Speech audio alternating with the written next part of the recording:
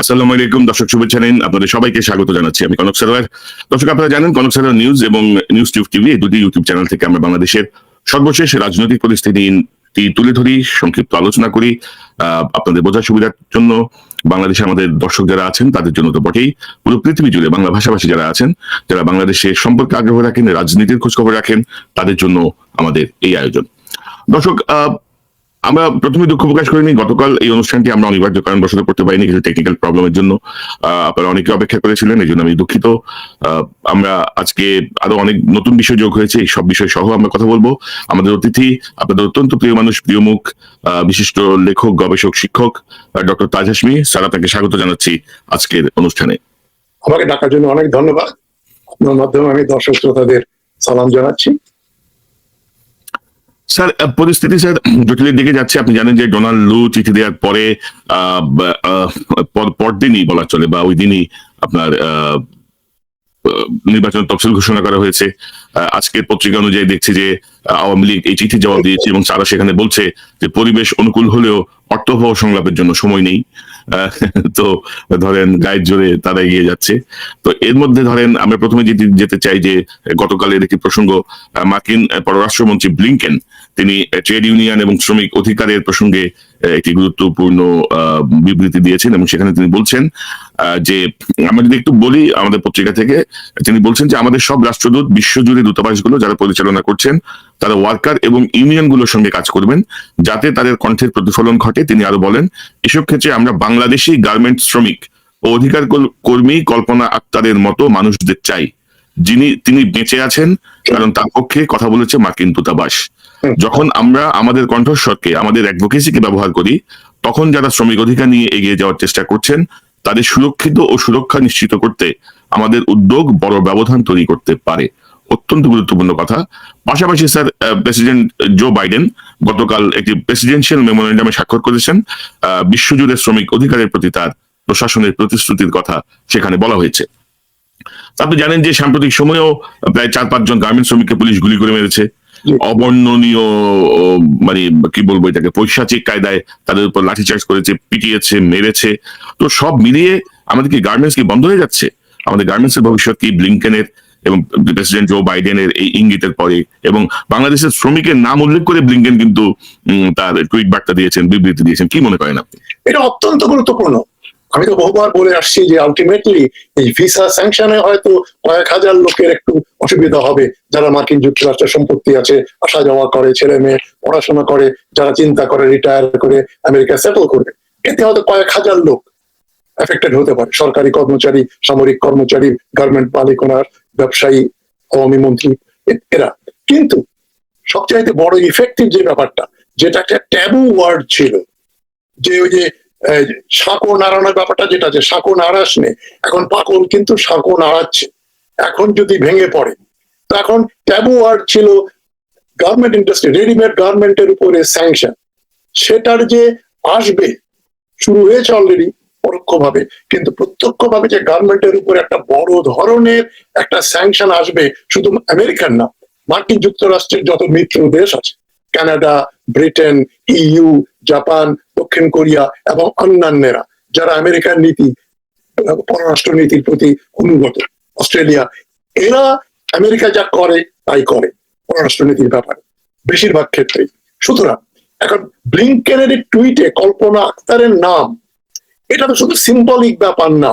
তার মানে গার্মেন্ট এই শ্রমিক অসন্তোষ, শ্রমিকের অধিকার খর্বিত হওয়া, যারা এগুলো করে তাদেরকে আমেরিকা তাদের একটা রেড স্টার দিচ্ছে, রেড মার্ক দিয়ে, রেড কার্ড দিয়ে তাদেরকে শায়েস্তা করবে। এখানে দেখা যাচ্ছে সারা পৃথিবীর, বাংলাদেশের চাইতে ইন্ডাস্ট্রিয়াল দেশ তো, কারণ ভারত অনেক বড় ইন্ডাস্ট্রিয়ালি, ভারত, চীন এবং ইউরোপ এবং মালয়েশিয়া, সিঙ্গাপুর, ইন্ডাস্ট্রিয়ালি তারা আমাদের চাইতে বহু গুণ বেশি অগ্রসর। সেখানকার ট্রেড ইউনিয়ন বা শ্রমিকদের কথা না বলে বাংলাদেশের কল্পনা আক্তারের কথা বলা হচ্ছে। এবং এখানে আরেকটা ব্যাপার গুরুত্বপূর্ণ লক্ষ্য করবেন, বলছে আমাদের প্রোটেকশন কে, আমাদের কাছ থেকে নিশ্চয়তা পেয়ে কল্পনা আক্তার বেঁচে আছে। তার মানে প্রায় প্রত্যক্ষ ভাবেই ব্লিংকেন এটা বলে দিচ্ছেন যে বাংলাদেশে হাসিনা সরকার শ্রমিকরা যারা আন্দোলন করে, যারা সরকারের বিরোধিতা করে, ফ্যাক্টরি বন্ধ করে দিতে চায়, তাদের সরকার গুম করে দেয়, গায়েব করে দেয়, খুন করে নির্বিচারে। সুতরাং এর চেয়ে বড় তথ্যতা কিছু হতে পারে না। মানে আইএলও এর জন্য, ইন্টারন্যাশনাল লেবার অর্গানাইজেশন, জাতিসংঘের আইএলও থেকে যত হিউম্যান রাইটস অর্গানাইজেশন আছে, কান টানলে মাথা আসে। শ্রমিকের অধিকার বঞ্চনা মানে এটা একটা মানব অধিকার লঙ্ঘন। সেখানে মনে করেন এই যে যত রকম human rights watch, amnesty international বা যত এনজিও, জাতিসংঘের যে এবং জাতিসংঘের বাইরে যারা মানবাধিকার নিয়ে কাজ করেন দেশে বিদেশে, সবাই এখন টান করবে যে তাই তো বাংলাদেশে শ্রমিকের অধিকার বঞ্চিত করা হচ্ছে। এবং এটা যদি শুধু শ্রমিক এবং মালিকের দ্বন্দ্ব হতো, ট্রেড ইউনিয়নের দ্বন্দ্ব হতো, তাহলে হয়তো অনেকেই বলতো যেটার দর কষাকষির ব্যাপার, কত বেতন দেবে, কত ভাতা দেবে, টাকা তারা মজুরি পাবে, সেই ব্যাপার। যেখানে একটা দেশের প্রধানমন্ত্রী, মানে প্র্যাকটিক্যালি তো প্রধানমন্ত্রী, বৈধ হোক অবৈধ হোক, হাসিনা যেখানে বলছে 12,500 টাকার বেশি আমরা দিতে পারবো না, এ টাকায় কাজ করতে হবে। দেশে হাসিনা একদিকে বলছে আমাদের দেশে এটা হচ্ছে কি বলে একটা capitalist free market enterprise. Free market কথাটা শুনে শুনে হয়তো বলে, নিশ্চয়ই বোঝে না। যেমন তার বাবা বুঝতেন না সমাজতন্ত্র কি, ইনিও ঠিক বোঝেন না সমাজতন্ত্রই বা কি আর ফ্রি মার্কেট ইকোনমি কি। ফ্রি মার্কেট ইকোনমি যেমন মানে আমেরিকা যেটা আছে, মনে করেন কানাডা, ব্রিটেন, ইউরোপ, জাপান, সেখানে মনে করেন একটা কোম্পানির সঙ্গে, টয়োটা গাড়ির কোম্পানির সঙ্গে ইউনিয়নের গন্ডগোল, বা ফোর্ড মোটর কোম্পানির সঙ্গে শ্রমিকদের বেতন ভাতা নিয়ে, মজুরি নিয়ে গন্ডগোল, সেখানে ওই জাপানের সরকার বা মার্কিন সরকার বলবে না আমরা তোমাদের বেতন ঠিক করে দিয়েছি। সরকার না কি গলাবে না। এটা রাষ্ট্রায়ত্ত যদি কোনো কলকারখানা হয়, পাবলিক প্রপার্টি যেটা, সেখানে সরকারের নিয়ন্ত্রণ থাকে, কথা বলার অধিকার থাকে। হাসিনা তো অনধিকার চর্চা করে লেবারদেরকে 12,500 টাকা মাসে বেতন, মানে এই টাকা যে অতি নগণ্য, এই টাকায় যে একজনের শাক ভাত খেয়েও বেঁচে থাকা দুষ্কর, ঢাকা শহরে বিশেষ করে, সেটা হাসিনা বলছে। এটা তো মানবাধিকার লঙ্ঘন এবং এটা একটা অনভিপ্রেত একটা অনধিকার চর্চা। সুতরাং মার্কিন যুক্তরাষ্ট্র চাচ্ছে, আমরা সবাই জানি, চীনের কাছ থেকে বাংলাদেশকে সরাতে। হাসিনা আমি আমি স্যার এই প্রসঙ্গে আসছি একটা মিনিট। ধরেন স্যার যে বাংলাদেশের গার্মেন্টস কিন্তু এমনিতে একটা বিপদে আছে। ধরেন স্যার 12টা দেশ কিন্তু গার্মেন্টস এর বেবি আইটেম রিকল করছে অলরেডি, 12টা দেশ, এটার একটা প্রভাব পড়ছে। 2 নাম্বার হচ্ছে ধরেন স্যার যে বাংলাদেশের কিছু চুরি ধরা পড়ছে, যেমন ধরেন যে স্টক লটের একটা ব্যাপার তো আমরা জানি, যে একটা কোম্পানি যখন অর্ডার রিজেক্ট করে বা অনেক সময় দেখা যায় যে অতিরিক্ত প্রোডাক্ট বানিয়ে সেগুলো কন্টেনার ধরে বিভিন্ন দেশে পাঠায় দেয়, যেটাকে তারা বলছে যে এটা হচ্ছে গিয়ে মেধাস্বত্ব চুরি। তাদের যে কপিরাইট, সেই কপিরাইটের লঙ্ঘন, মেধাস্বত্ব চুরি। এবং বেশ কিছু গার্মেন্টস মালিক ধরেন এখানকার কোনো ব্র্যান্ডের যে প্রোডাক্ট, তারা যে কাপড় পাঠাচ্ছে, তারা যে ডিজাইন পাঠাচ্ছে, সেই ডিজাইনেরই রেপ্লিকা তৈরি করে বা সেই ডিজাইনেরই সেই কাপড় দিয়ে তার প্রোডাক্ট তৈরি করে আবার পাঠাচ্ছে অন্য জায়গায়। এরকম একটা বিপদে পড়ছে। অলরেডি 35% অর্ডার বন্ধ হয়ে গেছে। তো গার্মেন্টস যদি বন্ধ হয়ে যায় তাহলে কি পরিণতি দাঁড়াবে? বাংলাদেশ তো এই মুহূর্তে রেডিমেড স্ট্যাটিস্টিক্স নাই। যেটা আমি জানি যে মার্কিন যুক্তরাষ্ট্র তার চাহিদার 6% কাপড় চোপড় পোশাক তারা বাংলাদেশ থেকে ইম্পোর্ট করে, এবং মার্কিন যুক্তরাষ্ট্র, Canada, EU, Britain, Australia, Japan. এখন মার্কিন যুক্তরাষ্ট্র যদি স্যাংশন দেয় যে তোমরা ভায়োলেট করছো, তোমরা এখানে ব্র্যান্ড নাম চুরি করছো, তোমাদের লেবারদের অধিকার নাই, যে কোনো কারণেই হোক, সবচেয়ে বড় কথা রাজনৈতিক কারণে যদি ধরি, পলিটিক্যালটা বাদ দেন, রাজনৈতিক কারণে, অর্থনৈতিকটা বাদ দেন, রাজনৈতিক কারণে চীনের হাত থেকে বাংলাদেশকে সরানোর জন্য হাসিনাকে একটা সুষ্ঠু নির্বাচনের দিকে নিতে তারা ব্যর্থ হয়েছে। হাসিনা তো নির্বাচন একতরফাভাবে করেই ফেলছে। এখন হাসিনা তার নৌকা ডুবিয়ে দিয়েছে, তার আর ফিরে যাবার কিছু নেই। মার্কিন যুক্তরাষ্ট্রের পক্ষ থেকেও আর হাসিনাকে ডায়ালগের কথা বলা, একটা সুষ্ঠু নির্বাচন করো, এই কথা কিন্তু তারা বলবে না। আমি মনে করি হাসিনা কিন্তু এখন খুব সুচতুর ভাবে একটা সুষ্ঠু নির্বাচন করে ফেলবে। চুরি চামারি, রাতের বেলা ভোট, সিল মারা, এগুলো একেবারে বন্ধ করে দিয়ে চোখ বন্ধ করে সে জিতে যাবে। কেননা তার চেয়ে সবচেয়ে বড় প্রতিদ্বন্দ্বী হচ্ছে বিএনপি এবং তার সঙ্গে জামাত। এখন বিএনপি জামাতকে কারসাজি করে এই যে বেআইনি ভাবে বিএনপির 10,000 কর্মীকে 1 সপ্তাহের ভিতরে গ্রেপ্তার করা, সব বড় নেতাদের গ্রেপ্তার করা এবং বাদ বাকিরা পালিয়ে বেড়াচ্ছেন, এরকম একটা সিচুয়েশন সৃষ্টি করা, এটা কি আপনি মনে করেন আমরা জো বাইডেন এবং ব্লিংকেন বা মার্কিন যুক্তরাষ্ট্র জানে না? তারা জানে বলেই তো আপনার বাংলাদেশের শ্রমিকের নামে ব্লিংকেন টুইট করছে। সুতরাং বিএনপি কে না রেখে নির্বাচন মানেই তাদের যে কন্ডিশন, ইনক্লুসিভ অংশগ্রহণমূলক নির্বাচন। এটা অংশগ্রহণমূলক নির্বাচন হবে না। সুতরাং ভোট যদি একেবারে সুষ্ঠু, একেবারে আমেরিকার মতো বা ব্রিটেনের মতো সুষ্ঠু নির্বাচন হয়, একটা ভোটও জাল হবে না। একটা জাল ভোটার মরা মানুষকে এনে তারা ভোট দেওয়া হবে না, রাতের বেলা ভোট দেওয়া হবে না। তা সত্ত্বেও হাসিনার কোনো লস নেই তো, মানে সংখ্যার দিক দিয়ে সে তো 200-র বেশি আসন এমনি পাবে।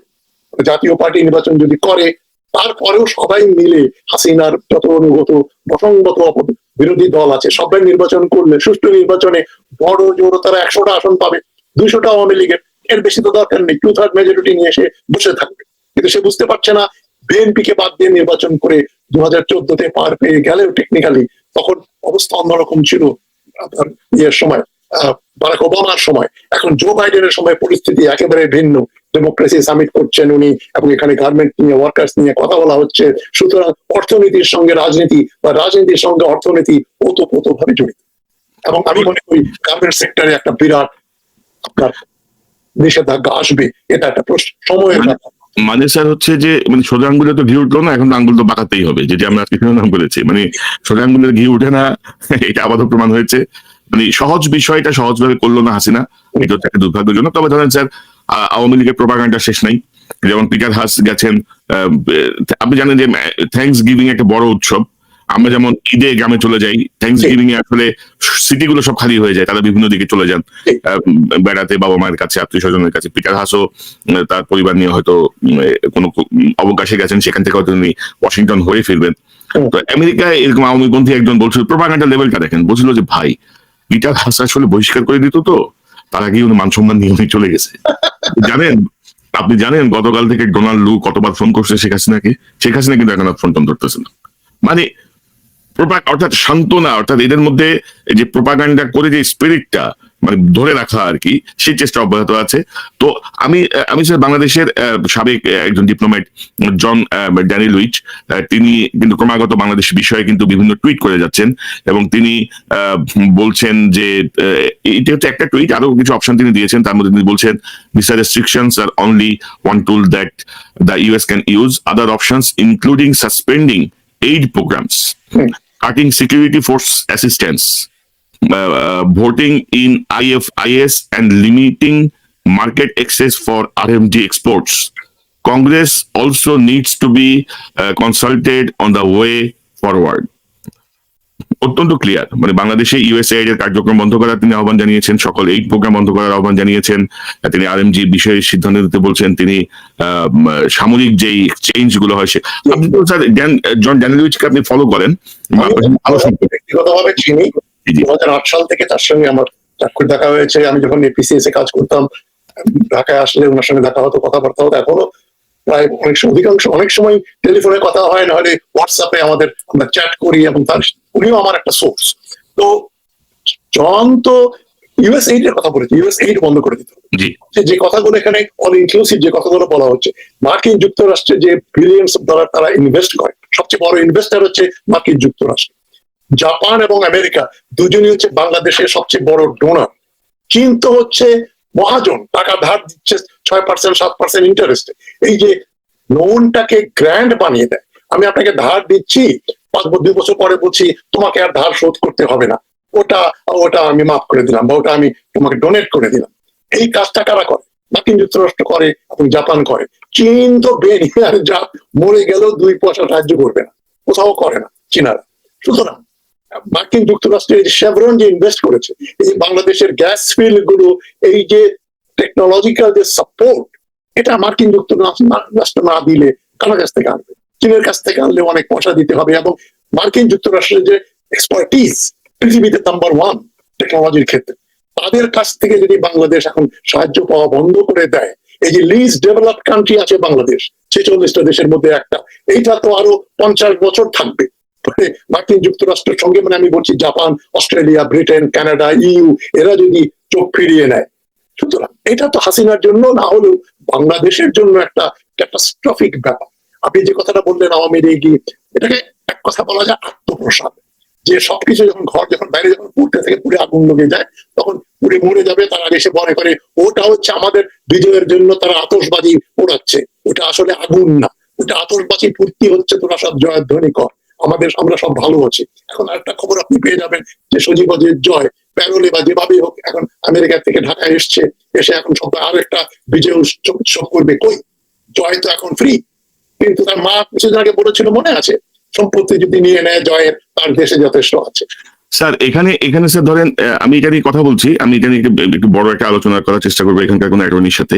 আমি যতটুকু খোঁজ নিয়েছি স্যার, ধরেন ধরেন কোর্ট প্রথম দেখে যে সে কোন দেশের নাগরিক। সজীব ওয়াজেদ জয় কিন্তু গ্রিন কার্ড হোল্ডার। তো আমেরিকান সিটিজেন যদি হয় তাহলে একরকম, আর আমেরিকান সিটিজেন না হলে তার ক্ষেত্রে ধরেন সম্পত্তি বাজেয়াপ্ত করা, চিরতরে মার্কিন ভিসা রহিত করা, এরকম কিছু পদক্ষেপ নিয়ে তাদেরকে এইটাই পানিশমেন্ট দিয়ে ছেড়ে দেয়। আবার অনেক সময় দেখা যায় যে হয়তো কেস চলছে, কিন্তু কোন একটা গ্রাউন্ডে বললো যে আমি 1 মাসের জন্য আমেরিকার বাইরে যাব। আমেরিকা খুব মানবিক কান্ট্রি এসব দিক থেকে, হয়তো সে প্যারোল, এটাকে প্যারোল ইয়ে বলে অথরাইজেশন, সেটা নিয়ে হয়তো বাংলাদেশে যেতে পারে। বাট কিন্তু সবকিছুর মধ্যে একটা ডার্টি গেম আছে আর কি। শেখ হাসিনা এটা দিয়েও দেখাতে চাচ্ছে যে দেখো কিছুই নেই, আমার ছেলের সবই ঠিক আছে। তো আমি স্যার আপনি ধরেন স্যার দেখছি যে মানুষ খুব হতাশ হয়ে যাচ্ছে, কিন্তু আপনি দেখবেন যে আমাদের অনুষ্ঠানের নিচেও মানুষ কমেন্টস করে, আর ভাই কোনো কথা বলেন না, সব শেষ, হাসিনা আবারও আসতেছে, নানা কিছু। হতাশার কি কোনো কারণ আছে আপনি মনে করেন? 15 বছরের যে মহির এত বড় হয়েছে, ওটাকে কাটতেও তো সময় লাগবে। এবং জয় প্রসঙ্গে আমি বলছি, আর এই আশাই শেষ আশা নয় তো, তাকে যদি ফিরতে না দেয় কি করবে? আর যদি এমন হয় তার সম্পত্তি টম্পত্তি সব ওখানে, তুমি না আসলে এগুলো আমরা বাজেয়াপ্ত করে নেবো, সেই প্রলোভনেই কিন্তু সেই চাপের জন্য জয় ফিরে যাবে। আর যদি ওগুলো বাজেয়াপ্তও করতে পারে এবং একসঙ্গে তাকে বলতে পারে গুড বাই, তুমি পার্মানেন্ট গ্রিন কার্ড হোল্ডার, তোমাকে আমার গ্রিন কার্ড আমরা বাজেয়াপ্ত করে নিলাম। আমি গ্রিন কার্ড হোল্ডার ছিলাম, আমি টার্মস এন্ড কন্ডিশন জানি, আমি 11 বছর মার্কিন গ্রিন কার্ড হোল্ডার ছিলাম, আমি সারেন্ডার করে কানাডায় চলে এসেছি। তবে আইন কানুন গুলো আমি জানি, যখন ইচ্ছা তারা গ্রিন কার্ড অর্জন করতে পারে, বাতিল করে দিতে পারে। এখন ওই একটা ব্যাপার গেল। আর এখন এই যে সময় ক্ষেপণ করা, কাল ক্ষেপণ করা, লোকজন বলছে কি হবে কি হবে। আরে বাবা, একটা দিন মানে একটা জিনিস রান্না হতে তো সময় লাগে, আপনি রান্নার আগেই আপনি মনে করেন নামিয়ে ফেলবেন, কাঁচা জিনিস তো আর খাওয়া যায় না। স্টেক করছেন, ওয়েল ডান যদি চান ওটাকে অনেকক্ষণ ধরে গ্রিলে রাখতে হবে। এখন এটা ওয়েল ডান গ্রিল আমরা খেতে যাচ্ছি, বারবিকিউ, সময় লাগবে। তবে যতগুলো যুক্তি আমার মাথার ভিতরে যেগুলো ঢোকে, কোনোটা দিয়েই হাসিনাকে টিকিয়ে রাখার মতো, আমি যদি আমাকে কেউ যদি পয়সা দিয়ে একটা রচনা লিখতে বলে, বক্তৃতা দিতে বলে কিভাবে হাসিনা টিকে যাবে, আমি মাপ চাবো যে ভাই এটা আমার পক্ষে সম্ভব না, এই রচনা লেখা সম্ভব না। অলরেডি তার কাম শেষ, মানে শি ইজ ফিনিশড, মানে যেটাকে ইংরেজিতে বলে দ্য গুজ ইজ কুকড, হাঁসের মাংসটা রান্না হয়ে গেছে, এইটাকে আবার হাঁসে পরিণত করা যাবে না। হাঁস মেরে জবাই করে কেটে রান্না করে the goose is cooked. So এটা নিয়ে আলোচনা করার কি আছে? যারা ভয় পান তারা অতি উৎসাহী, তারা দেশপ্রেমিক, এতে কোনো সন্দেহ নেই। তারা মিরাকল আশা করেন যে আমাদের কাছে সব খবর আছে, আমরা বলে দেব, ওটা না মিললেই বলছে গুজব। ওটা অ্যানালিসিস, যারা পৃথিবীর এই যে পলিটিক্যাল অ্যানালিস্টদের ব্যাপারে জানেন, আপনার যতগুলো বড় বড় নাম করা পত্রিকা আছে, নিউ ইয়র্ক টাইমস থেকে শুরু করে এই যে জার্নাল ফরেন অ্যাফেয়ার্স, তারপরে ফরেন পলিসি, এই ধরনের বড় বড় জার্নালে যে বড় বড় অতি নাম করা লোকজন, মানে হেনরি কিসিঞ্জার থেকে শুরু করে আরো বড় বড় লোক যারা লেখেন, তারা লেখেন, তারপরে তারা ভুল প্রমাণিত হন যে এটা উনি ভুল বলেছেন। এই যে ফ্রান্সিস ফুকুয়ামা একটা বই লিখেছিলেন, এন্ড অফ হিস্ট্রি। এখন 1990 সালে যে আমেরিকা এখন বিজয়, রাশিয়া শেষ হয়ে গেছে, 1991 সালে বুঝে লিখেছিলেন দ্য এন্ড অফ হিস্ট্রি। ওটা নিয়ে উনি মুখ খোলেন না, কেন ওখানে উনি বলেছিলেন পৃথিবীতে সর্বত্র এখন এই যে ডেমোক্রেসি চলে আসবে এবং এটাই ইতিহাসের শেষ, ক্যাপিটালিজম এবং ডেমোক্রেসি এটাই চলবে সারা দেশে। তা তো হয়নি। চীন, রাশিয়া থেকে শুরু করে বিভিন্ন দেশে বিভিন্ন স্বৈরাচারী শাসন এসছে গত 30-32 বছরে। তো ফ্রান্সিস ফুকুয়ামা একজন পৃথিবী বিখ্যাত 10 জন বড় রাজনীতি পলিটিক্যাল সায়েন্সের মধ্যে একজন, সায়েন্টিস্টের মধ্যে একজন। আমরা তখন বসছি, সুতরাং আমরা একটা কথা বললাম, এটা না হলেই বলবে আপনাদের গুজব করলেন, যা বলেন তা কিন্তু হয় না। এবং আমরা এইটুকু বললে তারা এতটা আশা করে।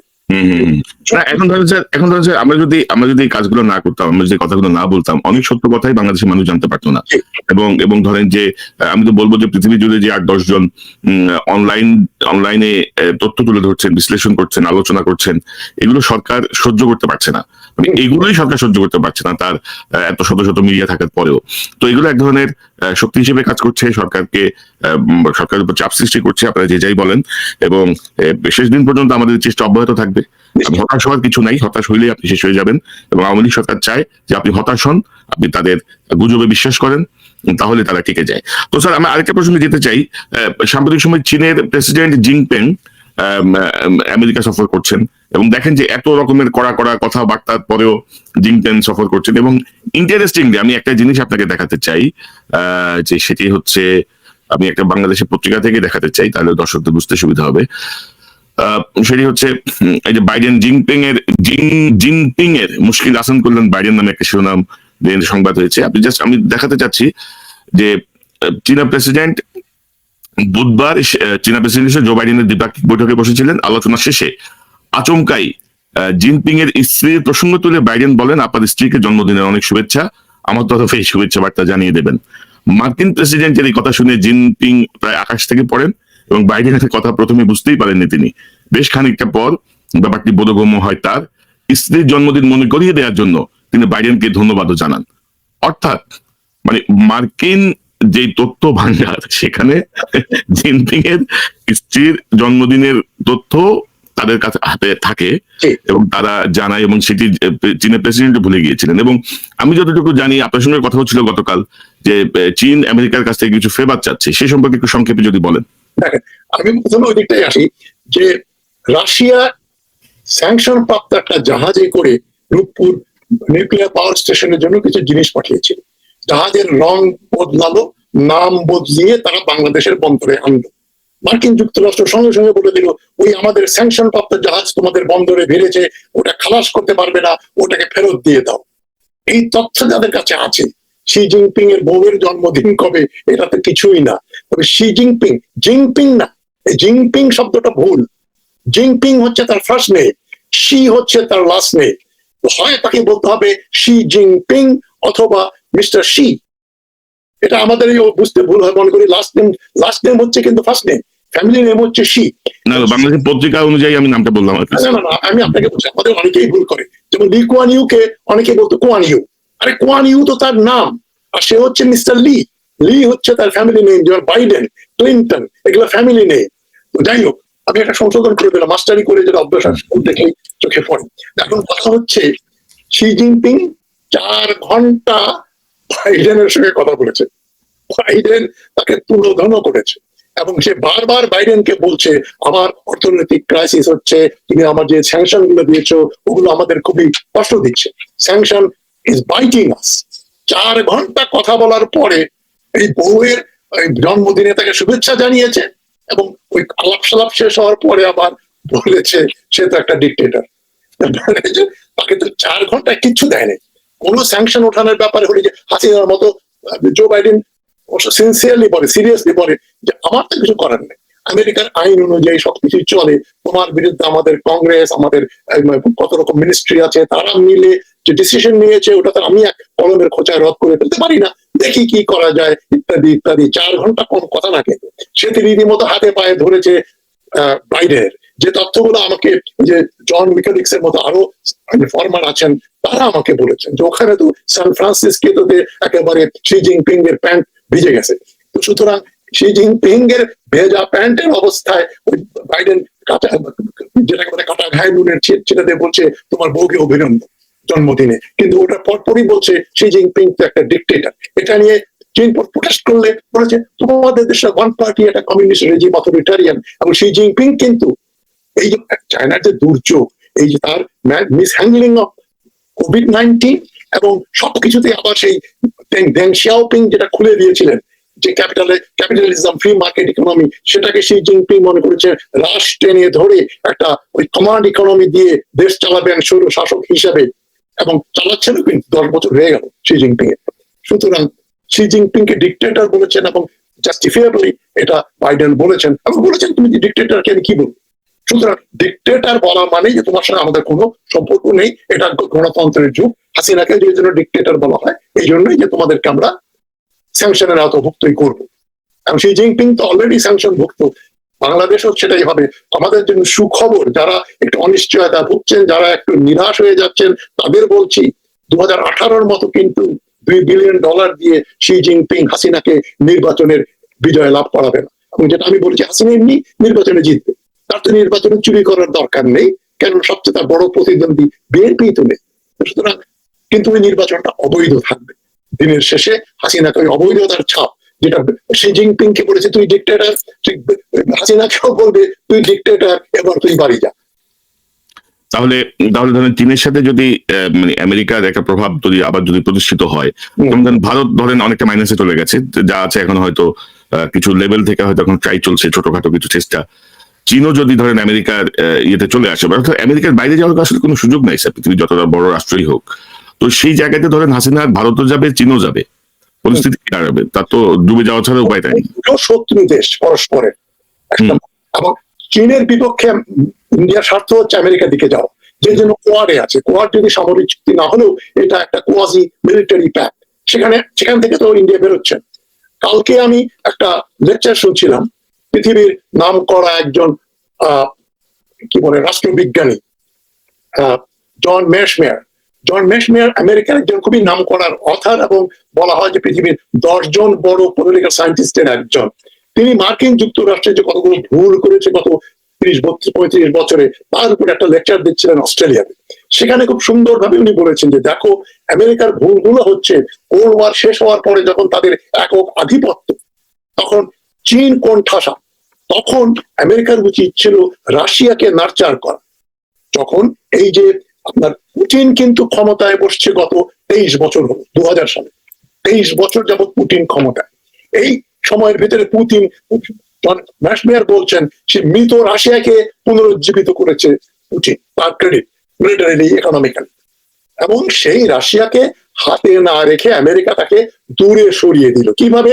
সে কোল্ড ওয়ার শেষ হওয়ার পরপরই সে পোল্যান্ড, হাঙ্গেরি, চেকোস্লোভাকিয়া এদেরকে নেটোর ভিতরে নিয়ে নিল, তারপরে ইউর মেম্বারশিপ দিল, করতে করতে তারা আরো অনেকগুলো দেশ, বাল্টিক দেশগুলোতেও নেটোর অন্তর্ভুক্ত করলো, করতে করতে যেটা বলে যে দেখি বাঙালির মর্মে কি আছে। এখন বাঙালির মর্মে হচ্ছে ইউক্রেনকেও আমি নেটোতে নেব, ইউতে নেব, নেটোতে নেব। তখন পুটিনের টনক উড়েছে, তার যে পেশেন্স ওটা দূর হয়েছে। পুটিন কি করলো? 2014 সালে ক্রিমিয়া দখল করে ফেল। এখন ইউক্রেনে যে রাশিয়ান স্পিকিং রিজিয়ন গুলো, ওই অঞ্চলগুলো পুটিন দখল করে ফেলেছে। জন মেশমেয়ার বলছেন এখান থেকে আর কেউ রাশিয়াকে বের করতে পারবে না। এবং রাশিয়া প্রথম দিকে যুদ্ধে ক্ষতিগ্রস্ত হলেও এই গত 2 বছরে সে 7 লক্ষ নতুন রিক্রুট করেছে সৈন্য, এবং রাশিয়ার যে পরিমাণ আর্টিলারি এবং ট্যাঙ্ক আছে সেটা মোকাবেলা করার জন্য আমেরিকা, ব্রিটেন, জার্মানি, কানাডা সবগুলোর ফ্যাক্টরি যদি রাত দিন কাজ করে, তাহলে ওই রকম হাজার হাজার ট্যাঙ্ক এবং বিমান এবং আর্টিলারি পিস তৈরি করতে পারবে, এবং করলে এই পয়সাটা কেড়ে দেবে। এইটা দিয়ে যদি ইউক্রেনে দেয়, তাহলে হয়তো ইউক্রেন নিজেকে রক্ষা করতে পারবে। জন মেশমেয়ার বলছেন ইউক্রেনস ফিউচার ইজ সিল, একেবারে তাকে সিল মেরে দিয়েছে, শেষ। ইউক্রেন আর মাথা তুলতে পারবে না। রাশিয়া যেখানে দখল করার দরকার করে চুপচাপ বসে আছে। রাশিয়ার কাছ থেকে যুদ্ধ করতে হলে আণবিক যুদ্ধ, নিউক্লিয়ার যুদ্ধ করতে হবে, সেটা ওয়ার্ল্ড ক্যানট অ্যাফোর্ড ইট। ওই যে ইউক্রেন কিন্তু এখন ইউক্রেনের যুদ্ধ রাশিয়ার পক্ষে এটা মনে করেন একটা, যেটাকে বলা যায় দ্য গুজ ইজ কুকড, হাঁস রান্না হয়ে গেছে। ইউক্রেন আর ফিরে আসবে না মানে ওইভাবে। সুতরাং জন মেশমেয়ার যেটা বলছেন, আমেরিকার যে ভুলগুলো, তারা রাশিয়াকে কোণঠাসা করলো, চীনের বিরুদ্ধে রাশিয়াকে কাছে আনতে পারে। এখন হয়েছে কি, চীন একটা নিউক্লিয়ার পাওয়ার, রাশিয়া একটা নিউক্লিয়ার পাওয়ার, উত্তর কোরিয়া একটা নিউক্লিয়ার পাওয়ার, তার সঙ্গে এসছে যেটা যে কোনো সময় নিউক্লিয়ার পাওয়ার হয়ে যাবে ইরান। এই 4টা নিউক্লিয়ার পাওয়ারের বিরুদ্ধে এখন মার্কিন যুক্তরাষ্ট্র আছে, তার সঙ্গে ব্রিটেন এবং ফ্রান্স, এই 3টা আছে।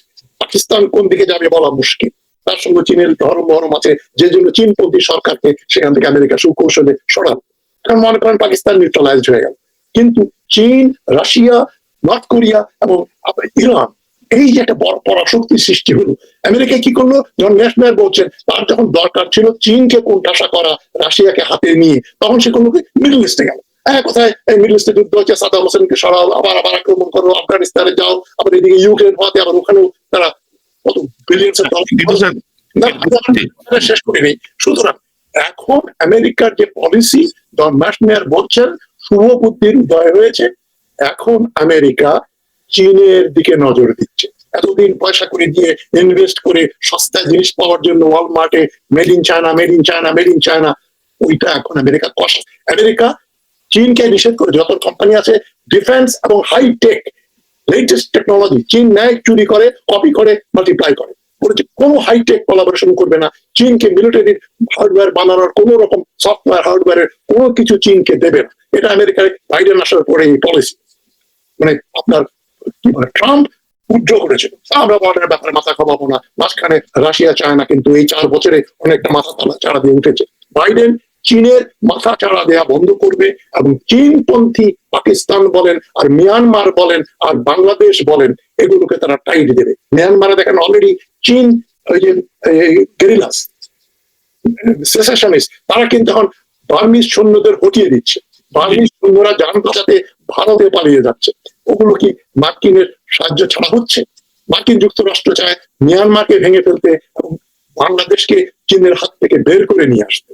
সুতরাং এখন সজীব জয় ওয়াজেদি আসুক আর হাসিনা নির্বাচন করে নির্বাচিত হয়ে যাক, তার ক্ষমতায় থাকার দিন শেষ।